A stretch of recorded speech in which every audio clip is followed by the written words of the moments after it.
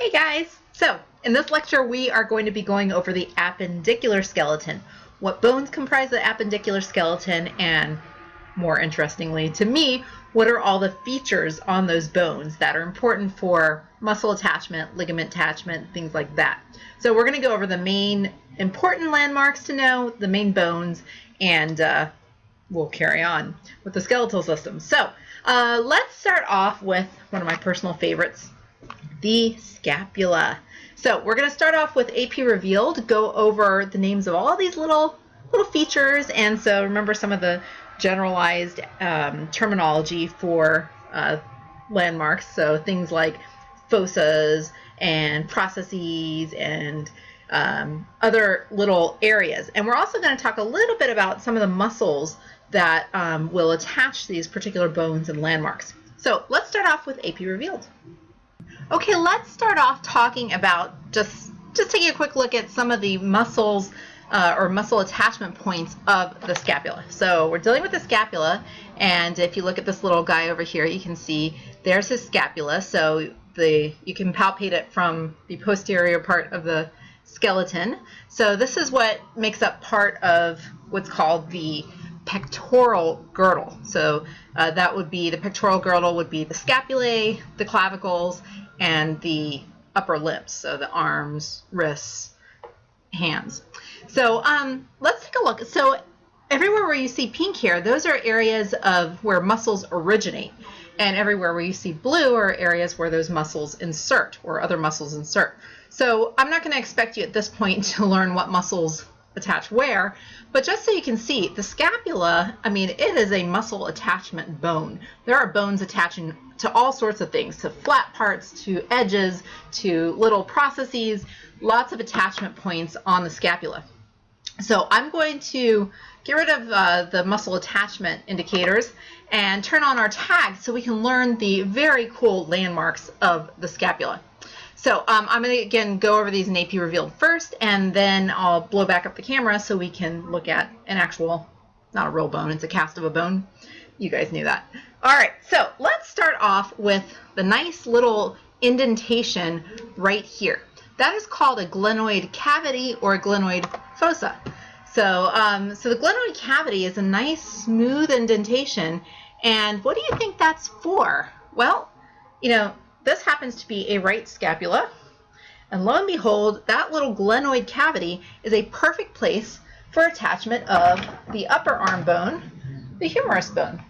So that would attach right into that nice cavity there. So that's called the glenoid cavity, and it actually has some cartilage around the rim forming a lip called the labrum, and that gives better depth, you know, more security for that the ball of the humerus bone to kind of settle in there. So that's the glenoid cavity. Then we got two little projections here that are very cool. I mean, look at this one. That guy, if you look at it close enough, at least to me, he looks like the head of a bird. Here's his head, here's his beak. So that is, it looks like a crow's beak, and in fact, the name of that landmark is named for crow's beak. That's called the coracoid process. So let's click on that right there. So this is the coracoid process, the crow's beak. So coracoid process, and again, all these things are for muscle attachments. So you can see your pectoralis minor muscle of your chest will attach there, as well as the short head of the biceps brachii, the coracobrachialis. So you'll learn about what muscles attach where during the muscle unit coming up. But for now, just know this is your coracoid process. So it's the one that looks like the head of a bird. That's the coracoid process. Look here. So right behind that bird's head, the coracoid process, you have a dip. That's a little notch. We already know what a notch is, right? So I can highlight that notch right here, and that is called the suprascapular notch. Supra means above, scapular, relating to the scapula, and of course it's a notch. So that is a suprascapular notch, and like anything, notches are for things to go through. So ligaments, nerves, for example. So that's a suprascapular notch. Okay, so far we have glenoid cavity, coracoid process, suprascapular notch. Now each of these borders of the scapula also has a name, and they're also areas for muscle attachment. So let's let's take a look first. Of course, you're looking at the anterior view of the right scapula here. So going over here to our, let me see if I can make this guy a little bit smaller. So here is our anterior view, here's our posterior view. So if I click this border, so here it is, and of course in this case, we are also, the one on the AP revealed is also going to be a right scapula. And so notice that when you're looking at the right scapula, the wall going down the side is on the medial side. So therefore this is the medial border of the scapula. Medial border, so you know that, of course this is in my back, but if you were looking through my rib cage, you'd see this.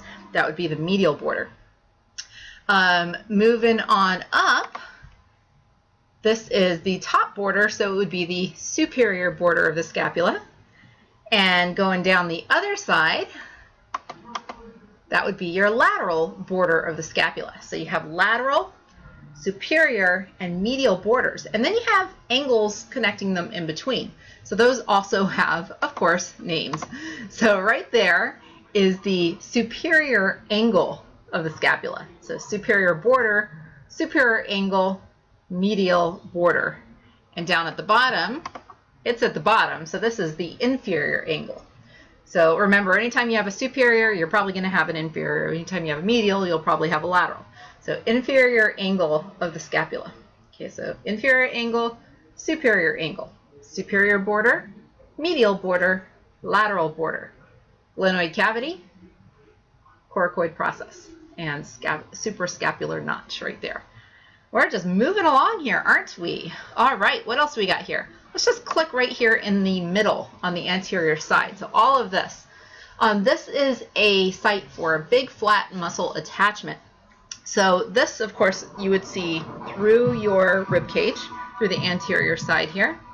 And this right here is going to be an attachment place for a muscle called the subscapularis. So this is the subscapular fossa, because it's a depression. So subscapular fossa. And notice we also have a little thing right here. So let me see, I don't know if you guys can see that, but there's a little, almost sticks out a little bit. It's not level with the part here. So it sticks out, it's kind of a little bump, and we know that one word for little bumps are tubercles. So because this little tubercle, this little bump is below the glenoid cavity, it is the infraglenoid tubercle. So infraglenoid tubercle. So yeah, we're doing pretty good here. We've pretty much identified all the anterior features. We're almost done with the lateral features from the lateral view. So you got your coracoid process, you have your glenoid cavity. Now look at this little thing right here. This actual, well, it's not really little, it's big. Okay, so that thing right there is called the acromion. And you'll remember that the region around your shoulder is called the acromial region. So this is your acromion. And it actually is going to articulate with the clavicle. And notice this. This is actually kind of interesting from a clinical point of view. This is a landmark for intramuscular injections. So sometimes when people want to get, muscle relaxant kind of injections, things like that, it would be put into there. So, and this is a muscle attachment point. So the trapezius muscle you'll learn about, and your deltoid muscle you'll learn about, those attached to the acromion. So that's the acromion. One other thing to know from the lateral view here is this little guy. Yet another bump. Remember, if we had an infraglenoid tubercle, we probably are going to have a supraglenoid tubercle, and indeed we do. So if you go here, locate your glenoid cavity, and move up, you'll find yet another bump. And so, whereas this was your infraglenoid cavity, this is, infraglenoid tubercle, this is your supraglenoid tubercle. Oh, very, very nice. Now let's flip this around and look at the posterior view, which we see down here. And I think the posterior view is the coolest because you can pick it up and it's like you have a handlebar on the bone. So this handlebar here, so we're going to highlight this. This is called the spine of the scapula. Like, wow, that sounds really technical, doesn't it? So that is your spine of your scapula. Notice it's actually connected to the acromion. And of course, this is going to provide attachments for muscles as well, trapezius and deltoid. Now, what's cool is the spine kind of divides the rest of the scapula into two main regions. So above the spine would be that would be this area right here. This is your supraspinous fossa. So it's a fossa, it's a depression point. You're going to get a muscle called the supraspinatus muscle attaching there. So this is the supraspinous fossa. And then your spine, and if we had a supraspinous fossa, that's right, we have it, infraspinous fossa also. So if we click down here, we're at the infraspinous fossa. So pretty much that's what we need to know about our scapula. So let's take a bigger view of this right here. Let me see if I can get back to what I had before. Okay, so let's step back here and see if we can see what we need to see on the bone itself. I'm sorry about the smudges on this bone here. Let's start with the anterior side here. Again, this is a right scapula. So now from your camera, you're probably looking at this going, okay, this is very confusing. Just remember, the glenoid cavity is where the head of the humerus is going to articulate. So it's always going to be facing laterally towards the outside, towards your arm.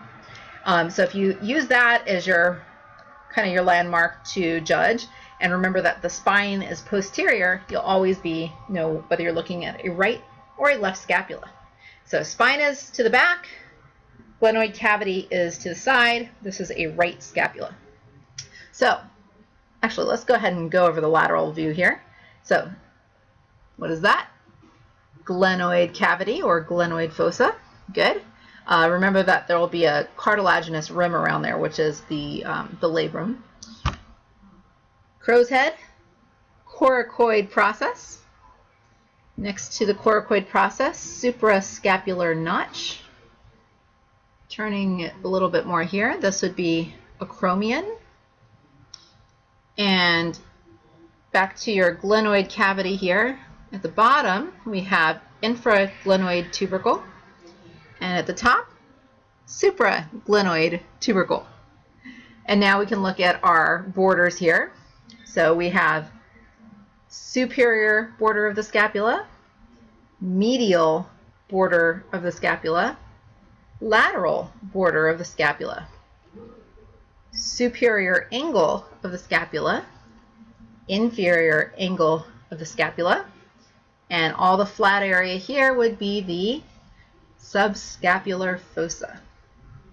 All right, turning it back over. And if that went too fast, just remember, this is the beauty of having an online lecture. You can pause it, rewind it, pause it, rewind it, pause it, rewind it as much as you want. All right, now we're looking at the posterior side of the right scapula. So here's our acromion again. Following it down, that is your spine of your scapula. Now, of course, that is your coracoid process right there. Above the spine, so in this area, we have our supraspinous fossa, and below the spine, infraspinous fossa. All right, that's your scapula. Let's move on to I might as well do the clavicle next, right? Why not? Okay, so sitting right on top of all that is your clavicle. Actually, this clavicle is going to go this way. Okay, so this is your clavicle. How do you figure out, are you dealing with your right or your left clavicle? Well, you got to look at the ends and you got to look at the landmarks. So the good thing is not a lot of landmarks to learn on a clavicle, but it basically is just going to sit right on top of here and articulate with your scapula. So let's go over the parts of the clavicle that you need to know, and then we'll come back and review it on the big screen. All right, here we go. Okie dokie. So the clavicle, and like all these bones, notice all the areas where you have muscle attachment. So several muscles are going to originate from the clavicle, and a few of them are going to insert. Well, let's go ahead and go over the things we need to know here. So really only kind of 3 things you need to know. Notice that one of these ends is flat and the other one flat, through the sagittal plane, and the other one is flat kind of, just like this. So not a lot of bumps and things on this guy. But notice that that end that where it's flat sagittally, that is called the sternal end of the clavicle because it's going to articulate with your sternum. So sternal end of the clavicle, and the other end articulates with the acromion of the scapula, so therefore this is the acromial end of the clavicle. So acromial end, sternal end. Acromial end, sternal end. And then there's not much else to know. The only other thing you really need to know is if you flip them over so that you're looking at the inferior side of the clavicle, there is a bump. So of course there's a bump. So here's a bump here, and this bump is a tubercle, just like so many bumps, and it looks like the shape of almost a perfect cone. So therefore this is the conoid, think of cone-like, conoid tubercle. Okay, so conoid tubercle. And this is actually going to be the attachment point for a ligament, for the corticoclavicular ligament. But what you need to know is that is the conoid tubercle. All right, like that was easy, wasn't it? Yes. So let's go back and just review this again. So it's your clavicle. How do you know, are you looking at the superior side or the inferior side? So find your conoid tubercle. Can you guys see conoid tubercle? So at the acromial end, conoid tubercle. That is inferior. And always know that the flat, sagittally flat side, as opposed to that side is your sternal end. And so that's going to face the sternum. So if the conoid tubercle is facing down inferiorly, and the sternal angle is facing this way, and the curve, so here's where you have a I guess that would be a convex curve here. That should be facing out, so you can palpate that right here. Oh, look, you can see my clavicle right there. Okay, so that's facing anteriorly. Then I know I am looking at a right clavicle. Okay, so this is the acromial end, sternal end, conoid tubercle. Superior, inferior, lateral, medial. All right, and they're done with the clavicle. And of course, you have one on the other side too, right? Okay, so now we are ready to do our upper arm. This is our upper arm bone. This is the humerus.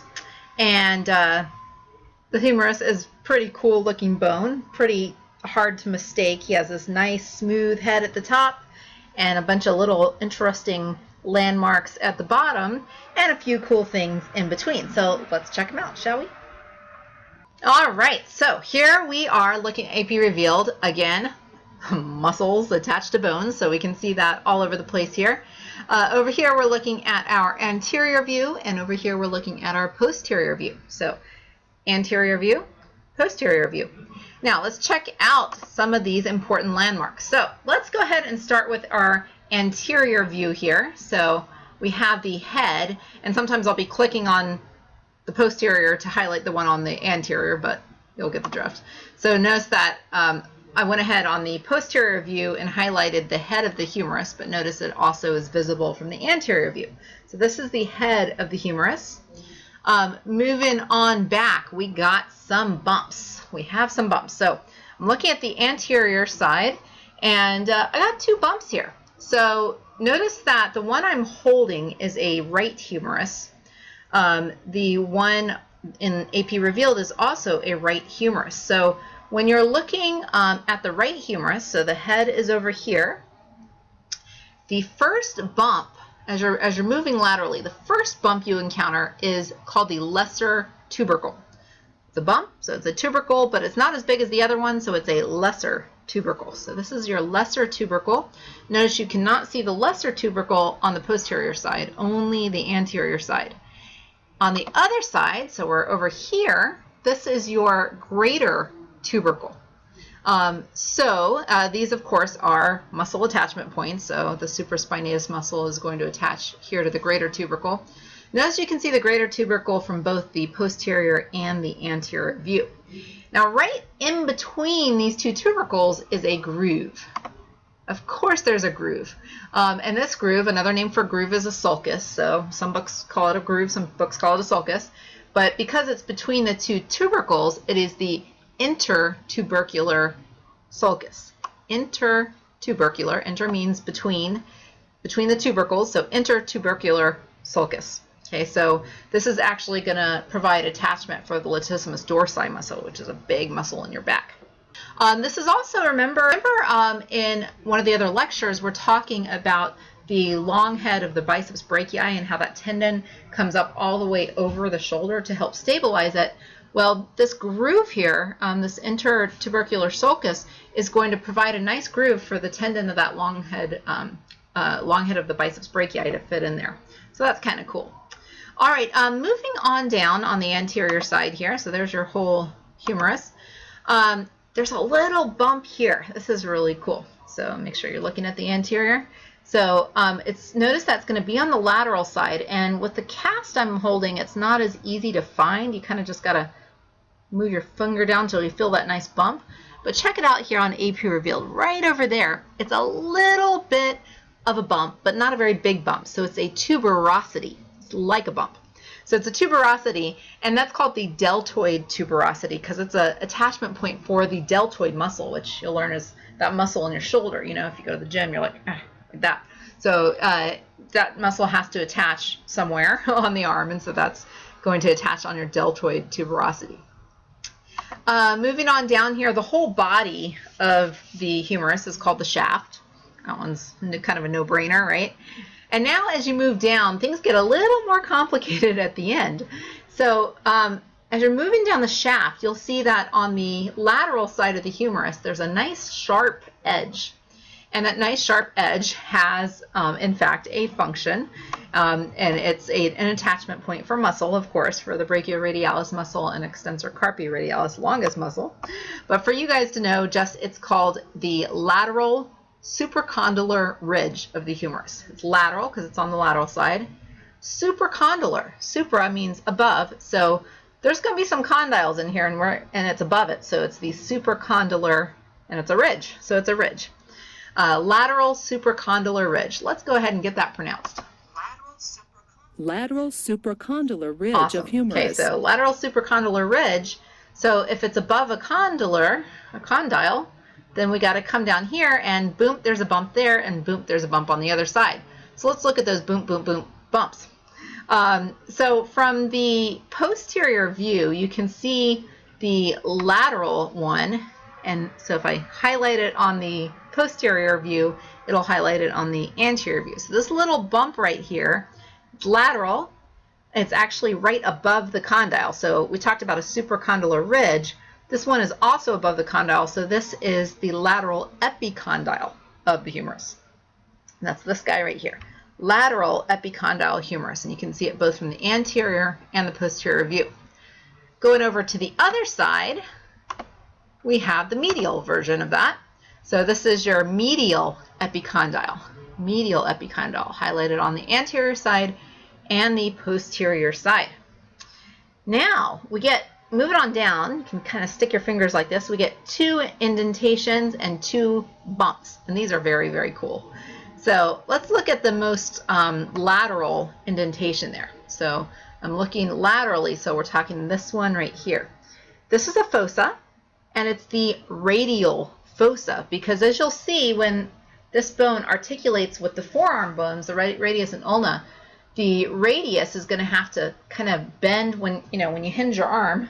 It's going to have to fit right into that little fossa there. So that is your radial fossa because it's for the head of the radius. So that's your radial fossa. And right next to it, you're like, okay, that must be the ulnar fossa. Nope, doesn't have that name. It's called something else. It is a coronoid fossa of the humerus. So radial fossa, coronoid fossa. So the lateral is the radial fossa, the medial is the coronoid fossa. And below that, we have these very interesting features here. To the lateral side is a nice round bump, and it looks like it could be somebody's head, if you were bald, it might be a bald head. And lo and behold, it is called the capitulum. And cap is Latin for head. So it's the capitulum, looks like the head. So capitulum, and right next to it is something that looks kind of like a pulley. And in fact, the Latin name means pulley. That is a trochlea. So trochlea, capitulum. And these guys, I mean, this is just evolved absolutely perfectly to be a hinge, to, you know, allow you to bend your forearm up towards your upper arm. So this is a hinge, just like in a door. Okay, so those are the anterior features you guys need to know. Let's flip it around and look at the posterior side. So you already know that that is going to be your lateral epicondyle of your humerus.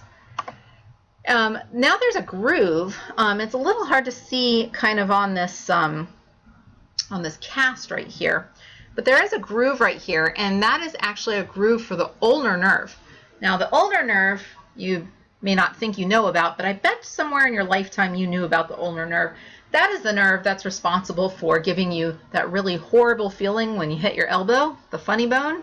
That's not so funny. That's the ulnar nerve you can thank for that lovely pain right there. But right smack in the middle is the most cool feature. I mean, look at that thing. That is called the olecranon fossa, and it articulates with the olecranon of the ulna bone. So the ulna bone will just fit right in there. So that's called the olecranon fossa. And moving on up on the posterior side, and again, kind of hard to see on a cast, but if you follow your fingers, you'll see there's kind of a indentation, this very slight indentation that wraps kind of weird like this. So little groove going like that. That is called your radial groove, and it's for your radial nerve to go through. So that's your radial groove. And then up at the top, we have necks. So right kind of following the edge of the head, that is called your anatomical neck. And notice you can see it on the anterior side. And in fact, I think I forgot to mention the other neck. I did. Forgot to click this one. Going around this way is called the surgical neck.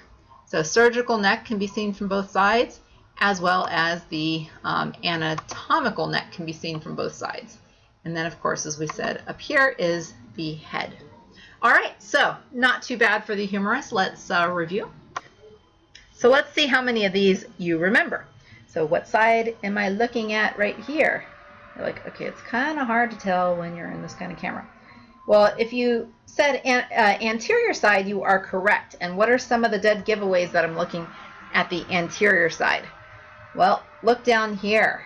We've got our capitulum and our trochlea. Capitulum, trochlea. Right above the capitulum would be radial fossa, coronoid fossa. Again, radial fossa, coronoid fossa. And if you are looking this way, you say, okay, here's my capitulum. There is the head of the radius, or head of the humerus.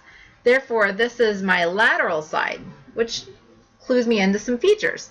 So if this is my lateral side, this is my lateral supracondylar ridge, lateral supracondylar ridge, lateral epicondyle, medial epicondyle.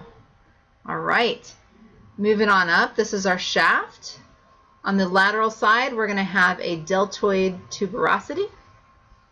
And moving back up, surgical neck, anatomical neck, the head of the humerus, and then of course we're going to have our lesser tubercle and our greater tubercle, lesser tubercle, greater tubercle, and right in between, intertubercular groove. All right, you got that. Piece of cake, right? Flip it over to the posterior side. You know off the bat that you're looking at the posterior side because this is the olecranon fossa. So, olecranon fossa, and then of course, again, you have your medial epicondyle and your lateral epicondyle. What else do we have here? Over on this side, you're going to have your ulnar groove, where the ulnar nerve goes through. Moving on up, going here, we're going to have our radial groove. And moving on up, again, surgical neck, anatomical neck, head, and a greater tubercle. That is your humerus bone. Very funny, huh? Okay, time to look at two of my favorite bones. We're going to take these guys together because they're a loving pair. They do not want to separate from each other. So this is your ulna, your funny bone, right? And your radius. So these ulna is located along the lateral edge. Well, I should say, no. If you're in anatomical position, I'm going to get this upside down. Can you guys see that? If you're in anatomical position, then the ulna is actually going down the medial side and the radius is going down the lateral side. But if you pronate, now the radius is actually crossing over and the ulna is going down the kind of the lateral side. But anyway, the easy way to remember this is the ulna, the head of the ulna is what makes up your elbow. So that's how to remember that. So let's stick these guys together, and it's always a challenge to kind of get them to fit properly. But you want to be able to tell, are you looking anterior or posterior? Are you looking left or right? So easy way to stick these guys together, and you'll go over these features in a minute, but this part here, which is called your trochlear notch, this is your olecranon. This is always going to face anterior. Okay, so because, so that's going to face anterior. And on the medial side, so I'm looking at a right ulna because when this is anterior, I have a little notch there that faces medial. So that makes this the right one. And that little medial notch is called the radial notch, and it's for the head of the radius. So this is the head of the radius, fits right into that notch just perfectly. And there's also kind of a little indentation here, and that's where this radial tuberosity is going to fit in there. So that's going to fit right like that. And when they're fit together the proper way, there's going to be kind of a gap in between them. And that gap, you can almost palpate it on your forearm, and it's going to be filled with a membrane called the interosseous membrane, which we'll go over in a second. And down here, they are fit together kind of, well, let me see if I get this in the right place, kind of like that, and they'll have little projections at the bottom, which you've run into these names before, the styloid processes. So anyway, let's, it's kind of hard to hold these guys together, but let's actually first, before we move on, go ahead and see how these guys are going to articulate with the bone that's superior to it, which is the humerus. So remember, we've already been over the humerus, but these guys fit together so beautifully. In fact, what I'm going to do, remember we talked about the radial fossa of the humerus? Check it out. So the radial fossa is right there. Check it out. That radial fossa is just going to fit right with the head of the radius. And the coronoid fossa is going to articulate beautifully with the coronoid process of the ulna. So it fits nice in there. And then on the other side, remember you had your olecranon fossa, and that will articulate perfectly with the olecranon, which is your elbow of the ulna. So that just fits nice in there. Okay, so let's go over these in AP Revealed. Let's do it. Okay, so let's take a look at this. So notice again, muscles, muscles, muscles everywhere. Tons of muscles attaching to the radius and ulna. But some features too that we want to know. So let's take a look. Okay, so I'm gonna separate these bones myself just so that we can follow along. Let's just look at the ulna first. So we're looking at the anterior view of the ulna. How do we know? Well, easiest way to tell is Pac-Man is trying to gulp. Okay, so where his mouth is, that is the anterior side. So the mouth of Pac-Man is called the trochlear notch. So all of this inside here is the trochlear notch, which makes sense because what is he going to be gulping? He is going to be gulping the trochlea of the humerus. So chomp, chomp, chomp, chomp, chomp. He's going to be gulping that trochlea. So that is the trochlear notch. Up here is the olecranon. Some books call it olecranon process, but that's the olecranon, which is your elbow. And notice you can see it from the posterior view as well. So olecranon, olecranon. And kind of the lower lip of Pac-Man, right there, that is your coronoid process. And again, that's going to articulate with the coronoid fossa of the humerus. So chomp, chomp, chomp. Kind of looks like Cookie Monster in a way, I don't know. So coronoid process, trochlear notch, olecranon. Moving on down on the anterior side, you'll feel a bump. And that bump is just called the tuberosity of the ulna. So it's an attachment point for muscle, of course. So let's see. It's, again, in the cast, it's not as prominent as it would be on a real bone, but that's your tuberosity of the ulna. It's an attachment point for the brachialis muscle, which you'll be learning about later. Okay, so all that's your ulna. And the only other thing you really need to know about the ulna is down at the bottom. And so if this was my right ulna, which it is, down here is going to be a little stick called dun, dun, dun, the styloid process. And you're like, haven't I heard that before? Why, yes, you have. Remember the styloid process on the inferior side of the skull? So styloid means like a column or a pointy, oh my gosh, I can't think of the term. Pointy column, that's what it is. So so that's called a styloid. Well, think of like the stylus on the old Palm Pilot you'd use. So this is the styloid process because it sticks out. So styloid process, tuberosity of the ulna, trochlear notch, olecranon, and coronoid process. So, and then of course over here we have our radial notch. So I should be able to, let's see. So this is your radial notch where the radius goes. Now let's pick up our radius. Okay, so how would I know I'm looking at a right radius? Well, I want to make sure that this thing right here, which I've highlighted, this is your radial tuberosity, and it fits really nice into that little area there on the ulna. So that's your radial tuberosity. When you're looking at your radial tuberosity, then your styloid process will be lateral. Okay, so that is your radial tuberosity. This would just be the neck of the radius and the head of the radius. This whole thing is your radius, and this would be your styloid process of your radius. And notice you can see it from both sides. Now, the only other thing is this membrane that's between them, and as I said, that's called your interosseous membrane, but it's made of connective tissue. But that's going to kind of give some stability, yet some flexibility also between these two bones. All right, so let's practice these. Okay, so let's go over the ulna. This is ulna. Ulna first. Ulna has Pac-Man. Chomp, chomp, chomp, chomp. Chomp, chomp, chomp, chomp, chomp, chomp. Hinge joint. Hinge joint. All right, so fun to play with bones.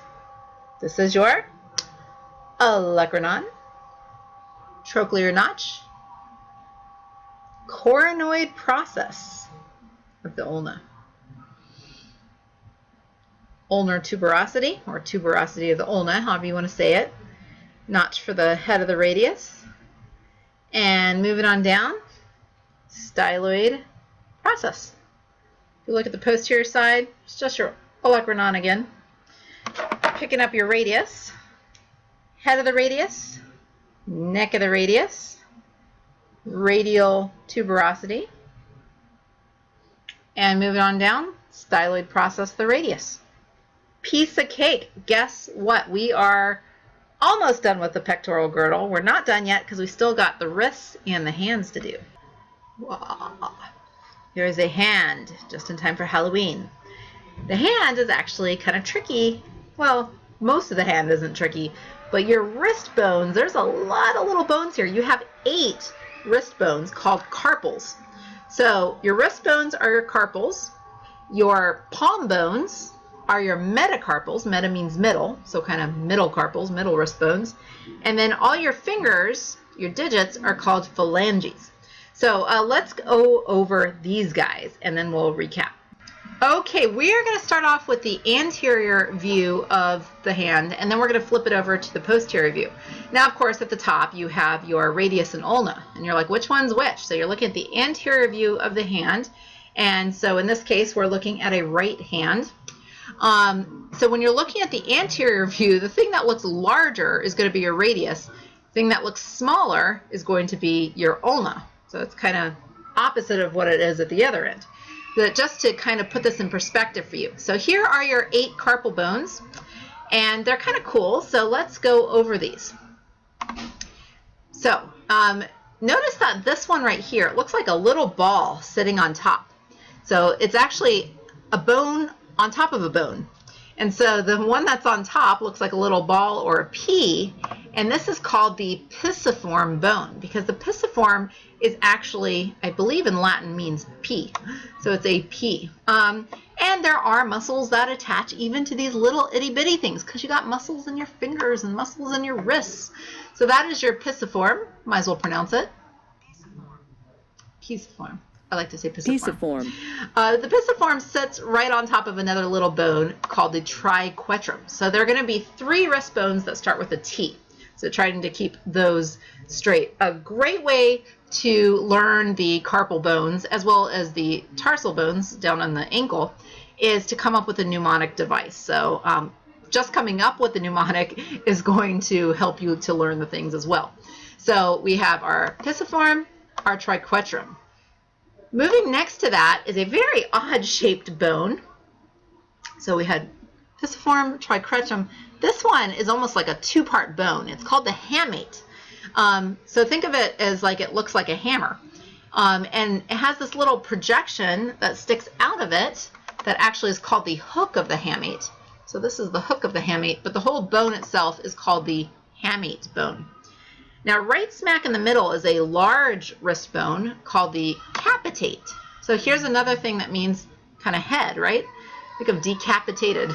So this is capitate. And right next to it is a little kind of trapezoid-shaped bone called, guess what? The trapezoid. Okay, so we got trapezoid, and next to that is another T1 called the trapezium. Think of like flying trapeze.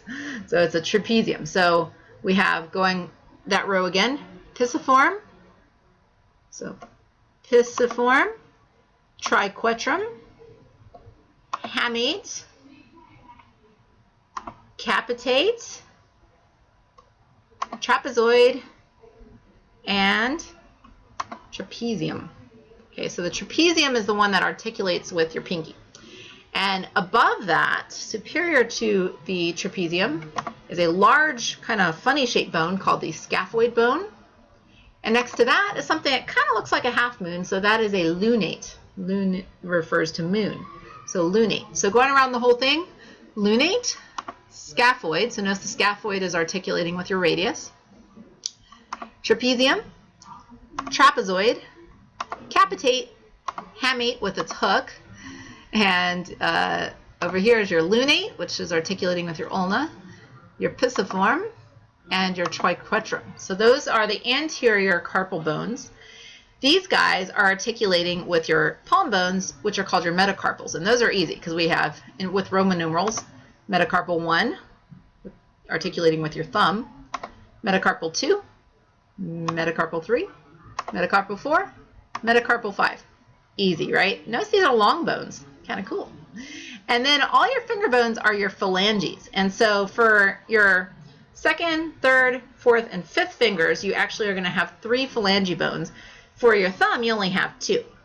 So these are all of your phalanges right here. And basically what you have are proximal phalanges, meaning closer to the body, so proximal.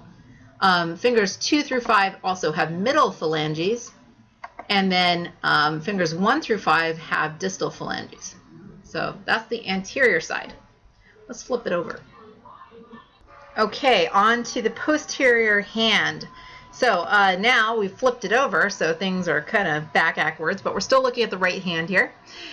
So again, this is your radius over here, and this is your ulna, and the styloid process of the radius, styloid process of the ulna, so you can see how those articulate with these carpal bones. So coming down here, I think the easiest thing to do is just pick the one in the middle to start. So that, of course, is your capitate.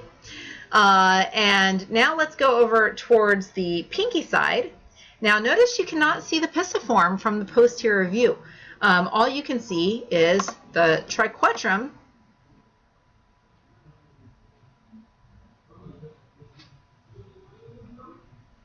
So notice that you cannot see the pisiform bone from the posterior view.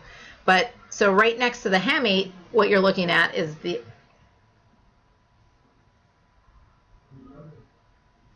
So notice that you can't see the pisiform from the posterior view. So what you're actually looking at here next to the capitate is the hamate bone.